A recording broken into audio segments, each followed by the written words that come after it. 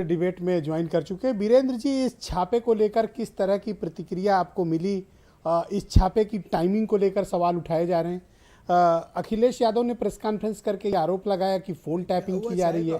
राजीव भी अभी यही बात कह रहे थे, फ़ोन टैपिंग की। तो इस पूरे मामले को लेकर पॉलिटिकल सर्किल और सोशल सर्किल में क्या चल रहा है? देखिए, बात सही है कि ये छापों का जो समय था वो राजनीतिक नफा नुकसान से देखा जा रहा है। और अब ये देश भर में चर्चा होती है कि साहब जहाँ जहाँ चुनाव होता है वहाँ वहाँ ये छापा पड़ने लगता है। इनकम टैक्स, ईडी और तमाम सारी संस्थाएं आने लगती हैं। तो चुनाव से पहले चुनाव लड़ने के लिए तैयारी करने वाले लोग ये नामांकन भले न करें, लेकिन नामांकन करने वालों के पृष्ठभूमि जरूर तैयार कर देती हैं। उत्तर प्रदेश का छापा सियासी है। अखिलेश यादव की पार्टी के नेताओं और उनके निजी सचिव पर छापा डाला है। 3 दिन से ये छापा चल रहा है और छापे में क्या मिला अभी तक ये किसी के सामने नहीं आया। लेकिन जो इनकम टैक्स का छापा है वो इसलिए ब्रजेश जी आज उस पर चर्चा महत्वपूर्ण है क्योंकि हम आप सब यहाँ छापा जीवी लोग बैठे हैं। ये छापा जीवियों का आज डिबेट है और इस डिबेट में तमाम सारी चीज़ें ऐसी आएंगी जिनको लोग शायद जानते नहीं होंगे। अभी राजीव राय साहब भी बहुत उल्लेख उसका नहीं कर पाए। अब मैं इससे शुरू करता हूं कि ये छापा मारने वाले जैसे घर में घुसते हैं तैसे पूछते हैं सोना कहाँ है। मुझसे पूछा सोना कहाँ है, मैंने कहा भाई सोफे पे सोना, इसके अलावा कोई और रास्ता नहीं है। फिर वो घर का तकिया, चद्दर, गद्दा तक, रुई तक फाड़ डालते हैं, सोफा तक पीट डालते हैं, गुल्लक बच्चों की फोड़ डालते हैं और दीवारें और छत ठोक बजाकर देखते हैं। ये ऐसा इनकम टैक्स का छापा होता है। लेकिन कहा गया है भाई कि इनका कुछ ऐसा काम करो जिंदगी में इतनी मेहनत करके पैसा कमाओ कि एक बार कम से कम इनकम टैक्स का छापा जरूर पड़ा है आप पे। लोग जानेंगे कि आप भी बड़े आदमी हैं। माना यह जाता था जिसके घर पे छापा पड़ जाता है वो आगे चलकर बड़ा आदमी बन जाता है। आपकी कितनी तरक्की हुई 4-5 महीनों में? आपकी कितनी तरक्की हुई? अब हम लोग तरक्की क्या करेंगे? हम लोग तो ये मानते हैं कि जिंदगी में जो लोग आते हैं और जो चीजें होती हैं उनका भी कुछ ना कुछ मकसद होता है। एक साहित्यकार ने लिखा है कि जिंदगी में घटनाओं का होना भी एक मकसद है। कुछ लोग हमको आजमाते हैं, कुछ लोग हमको सिखाते हैं और कुछ लोग हमारा इस्तेमाल करते हैं। ये प्रकृति का नियम रहा है और जो लोग इसको समझ जाते हैं वही जीवन जीने का सही मतलब जानते हैं। लेकिन ब्रजेश जी, ये जो छापा पड़ा टाइम गलत था क्योंकि जाड़ एक दिन है। अब किसी घर में 10-15 आदमी आएंगे, रजाई गद्दा है नहीं, सुलाएगा कहाँ, बैठाएगा कहाँ? अरे लोग अपने पैसे बचाने के लिए परेशान रहते हैं और आप इस पर परेशान हो कि उनको सुलाएं कहाँ? भाई मेहमान आया है, खाना पीना तो मान लो आर्यन होटल का आ रहा है। अच्छा 2-3 घंटे में ये घर छान डालते हैं, कितना बड़ा घर हो। तो उसके बाद ये करते क्या? ये तो भोजन लाओ, पानी लाओ, नाश्ता लाओ, लंच लाओ, डिनर लाओ, इसी में तो लगे रहते हैं। हमारे अधिकारी इंस्पेक्शन करने आ रहे हैं, आने वाले हैं, वो आते वाते तो है नहीं, पता नहीं रात के अंधेरे में आते हैं, कब आते हैं। अब ये इनकम टैक्स का एक सेट प्रोसीजर है।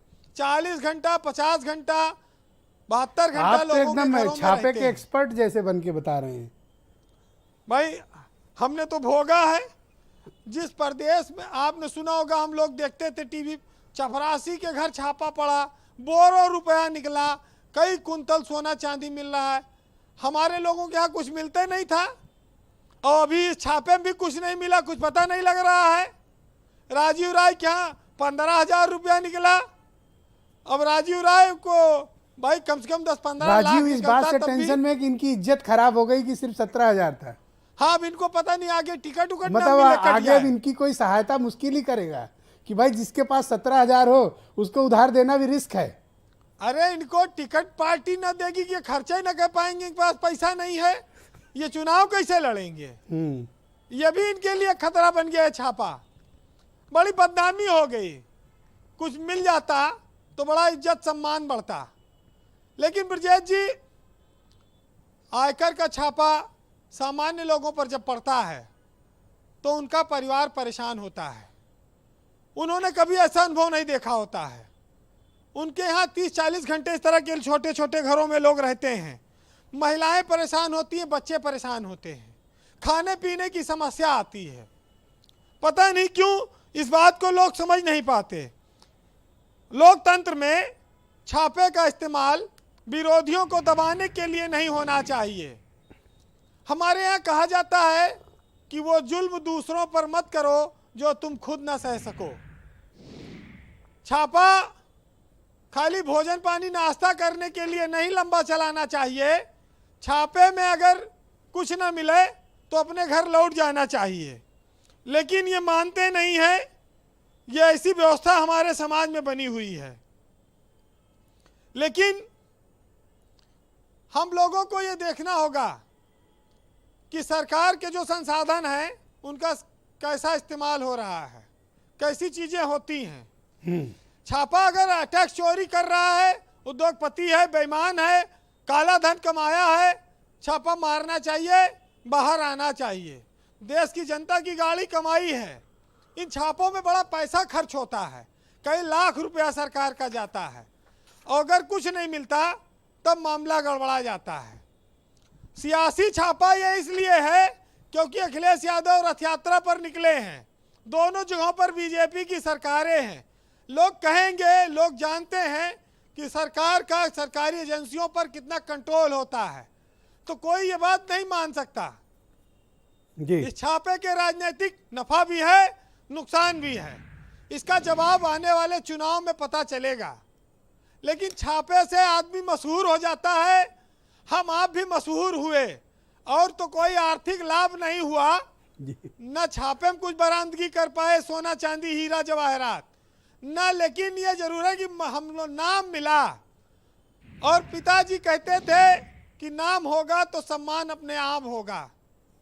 अमिताभ बच्चन की पिक्चर का डायलॉग है कि तुम्हारे पास क्या है भाई, तो बोले कि मेरे पास बैंक बैलेंस है, गाड़ी है, बिल्डिंग है, बड़ी बड़ी चमकती इमारतें हैं, दुनिया की हर चीज है।